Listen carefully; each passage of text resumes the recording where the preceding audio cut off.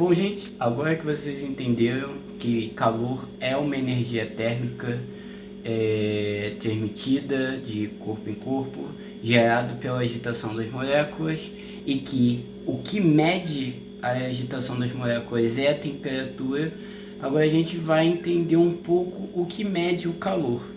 A agitação das moléculas vai gerar essa energia térmica que é o calor. Mas como a gente vai medir o calor? São duas medições diferentes. A quantidade de calor e a quantidade de temperatura. São questões diferentes.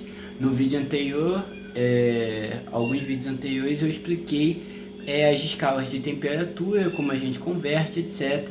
E nesse vídeo eu vou explicar um pouco sobre como a gente calcula o calor de um corpo, que é uma coisa um pouco diferente. Então, para a gente entender esse processo de transmissão de calor, a gente precisa entender o que é calor específico e o que é calor latente.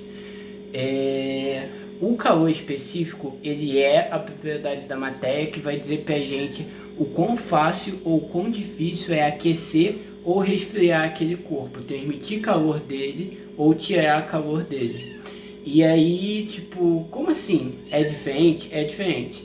Por exemplo, você esquentar uma barra de ferro, você sentir a barra de ferro quente, é muito mais fácil do que você esquentar uma tábua de madeira.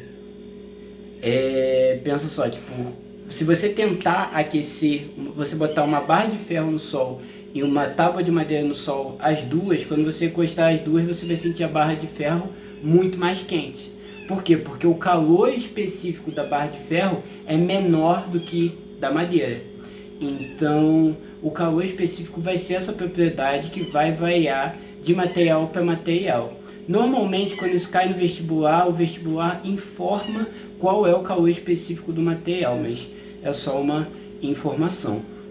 Então, se eu quiser calcular a quantidade de calor absorvido ou perdido por um material, eu vou usar o calor específico.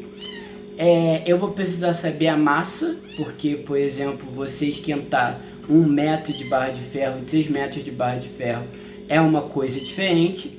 E você precisa saber o quanto a temperatura variou, o quanto as moléculas elas se agitaram ou o quanto elas se estabilizaram. Então, a gente vai ter que a quantidade de calor absorvida ou perdida por aquele corpo vai ser a massa dele multiplicado pelo calor específico do material multiplicado pela variação de temperatura. E assim a gente tem a fórmula do Q macete. Inclusive também especificar que o calor específico ele é o que vai dizer o quão fácil ou difícil é um corpo ganhar calor ou perder calor, e ele é medido por gama. Então por isso você precisa multiplicar também pela massa, porque aí uma coisa é 1 grama daquele material, mas e se for em, sei lá, 7 quilos daquele material que você quer aquecer ou você quer resfriar? Então por isso faz diferença na conta.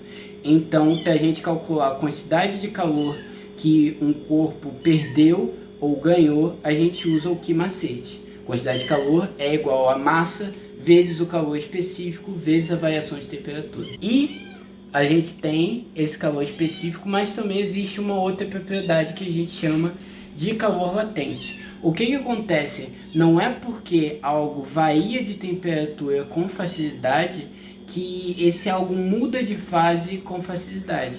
A gente conhece, né? Por exemplo, tem a água vira gelo ou a água vira vapor, dependendo da temperatura dela. Isso são mudanças de fase, mas é completamente diferente. Vamos supor, pega o exemplo da barra de ferro que eu dei antes.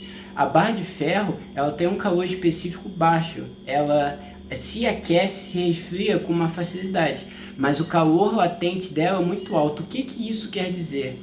Quer dizer que para eu mudar o estado de uma barra de ferro é muito difícil. Normalmente, para eu derreter ferro, eu preciso chegar a mais de 1000 graus Celsius. Então você vê que por mais que seja um material que se esquente muito fácil, é muito difícil você mudar a fase dele.